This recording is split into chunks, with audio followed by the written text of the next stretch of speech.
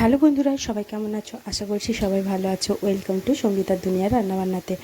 তো সবাই কেমন আছো?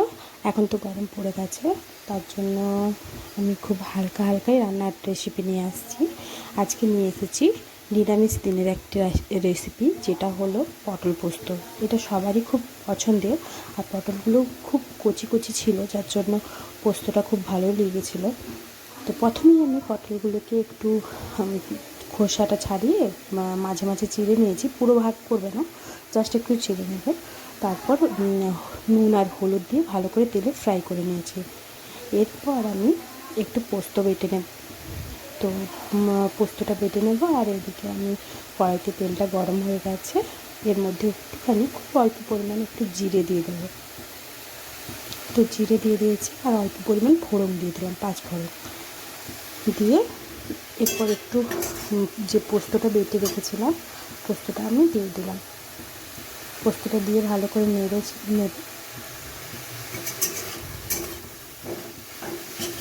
এরপর পটলগুলো দিয়ে দেবো। এটা 5 মিনিটের রান্না জাস্ট।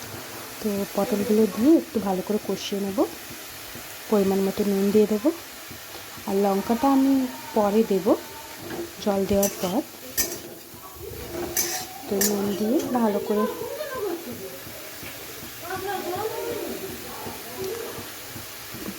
নুন দেওয়ার পর একটু জল দিয়ে দেবো পরিমাণ মতো, যাতে একটু পটলগুলোর মধ্যে পোস্তর যে ফ্লেভারটা ওটা ঢুকে যায়।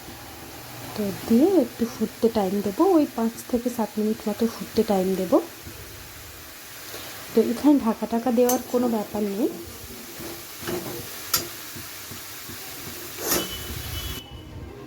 তো জলটা শুকিয়ে গেলেই রেডি হয়ে যাবে। তো এর মধ্যে আমি খুব অল্প পরিমাণ গুঁড়ো মশলা দিয়েছি, যেমন একটু লঙ্কার গুঁড়ো দিয়েছি, আর অল্প একটু জিরের গুঁড়ো দিয়ে দিয়েছি।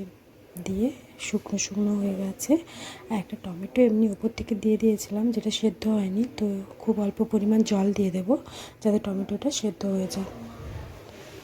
তো টমেটোটা তেলেও দিতে পারো, বাট এমনি দিলেও কোনো অসুবিধে নেই। এরপর একটু জল দিয়ে জলটা শুকিয়ে গেলে রেডি পটল পোস্ত। তো দেখতেই পাচ্ছ, কালারটাও সুন্দর এসেছে, আর খেতেও খুব টেস্টি হয়েছিল। নিরামিষ দিনের জন্য খুব ভালো রেসিপি। তো থ্যাংক ইউ।